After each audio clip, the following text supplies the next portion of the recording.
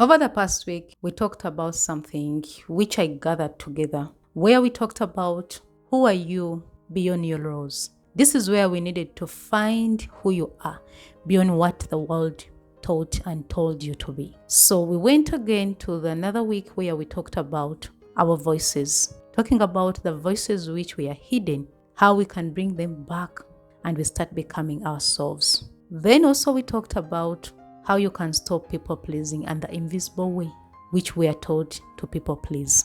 This was a journey, and today I want to wrap it up with one thing.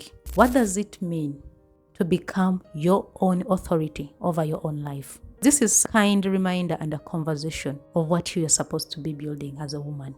I remember towards the end of the toxic marriage I was in, there is a decision I had to make, and this decision had to take a bold step and a brave one. But before making it, I had fasted, I had prayed, I sought counsel. I even talked to a few people who I thought they would help me. Indeed, they did something, but all that did not help me on that journey because they could not even understand what I was passing through. This time I went in fasting, which made me to open my eyes. I did not go to seek wisdom. I just went to have peace, to have a peace of mind with my Father, the Creator. But I remember in the midst of those 20 days fasting, a message clicked in me. That decision started with you, so it will always end with you.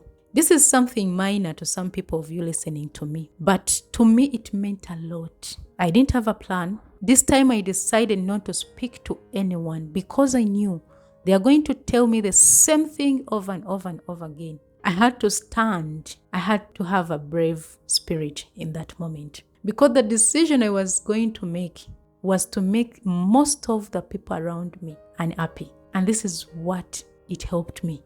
The decision I made, it brought a woman talking to you right now. Becoming your over authority is not about controlling. It's not about doing something other people want you to do. It is something you need to understand that you have to build yourself, lead yourself, understand yourself, and know the woman you are becoming. It requires you to be bold enough, to be brave, to stand no matter the circumstance, to learn that a leader has to experience different phases of life. And that's what it means to lead your own life. This is not something you wake up and think that you're going to just make a decision. It takes the grace, the courage to stand, and it takes you to get involved in the war. It helps you to understand yourself beyond the roles. This is what I stopped to outsource on the journey. It was my self-worth. I realized that my inner foundation was dying just because I wanted to be something or someone other people wanted me to be. But on this journey, when I was becoming, is that you need to understand your worth. You need to understand who you are. You need to understand the person you are supposed to become, what God created you to be. Understand your inner bit of life, your foundation. Where does your power comes from? Does it come from people pleasing, or it comes from you as a woman who has stood to develop and lead your own life? My decisions. I realized that as I have been speaking in the previous videos, that all my decisions, most of them, were through pleasing other people. So this time I decided to take control over my life, and I started to train myself to make right decisions. Decisions which are in alignment with what I want, with what God created me to be, with the woman I'm supposed to be. No matter the circumstances, I decided to stand up. No matter the pain, I decided to see value in me, my own good life. We think that if we are living other people's good life, what people want us to become, we are perfect, and or maybe we have done it to its fullness. This is what I stopped on my journey. I started to build my own life, what I love, what I want, what results with me, what makes me happy, what brings joy no matter the circumstance. To me, that is what I started to build. I started to see myself that whatever small things I have created in me, it's worth it doing something for someone else who is not in line with what I want. And this is where I started to put systems, things in place, loving myself, respecting myself, and also decided to do what makes me feel happy. My experience of myself, this takes me to what I really want as a passionate woman, driven by purpose, driven by passion. I had to build something which makes me full and gives me freedom. Much we do which makes us to lose even our energies. So leading ourselves requires you to start experiencing the potential which was given to you before even you were in your mother's womb. You have to maximize the potential. Let's leave our comfort zone and understand that leading yourself, it requires you to experience your own life. What you love, passionate about.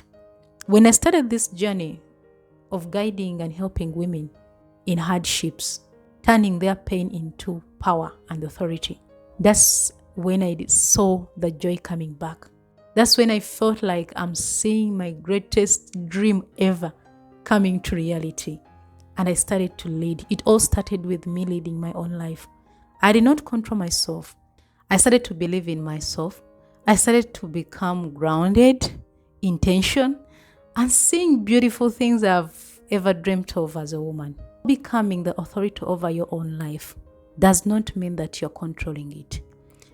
Does not mean that you have to live whatever you're supposed to live and control your life. It only means that you are working on yourself to become the version you are supposed to be, the woman you're supposed to create to be, without losing yourself. This reminds me of a woman in Proverbs 31. She was a submissive woman, a very good one, a great one at that. But one thing I learned from this woman, she has never shrinked. She instead became her best self, her best version. She used to do what she wanted the more. That's why life was very beautiful for her.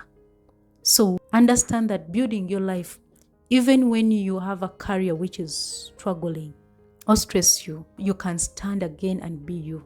Even if you have a relationship which is very, very toxic, this is the time you have to wake up. If you go back and remember the woman you were before, you realize that the wrong decision came from you. When you're building to be a leader of your own life, it all starts with you. Never blame anyone, and neither you. You just need to understand what went wrong and how can I adjust. So in the process, that's when you become to lead your own life. A leader is someone who is not going to stay in her comfort zone. A leader is one who can wake up early morning and decides to go to a growth. Leadership is a journey. Leadership is layers. Leadership is levels. And leadership is being true to yourself, being realistic to someone you're supposed to build, to someone you're building. I know the sacrifices I've done, and this is what I want you to remember. When you start to lead yourself, you'll never lose yourself. Instead, you will become the better version God created you to be. And if that is what you've been looking for and you feel like you need a community which can guide you, which can mentor you, which can help you, that's what we do with Women Together. If that's what you want, the link is in the description. I also share weekly letters, which also helps you still on the journey of becoming you as a woman. So find the link in the description, but don't forget to share this video to a woman struggling with her life. But most important, go check out the videos I've shared for the over past 3 weeks to help you, to guide you on the journey we have been on how you can start leading your own self as a woman.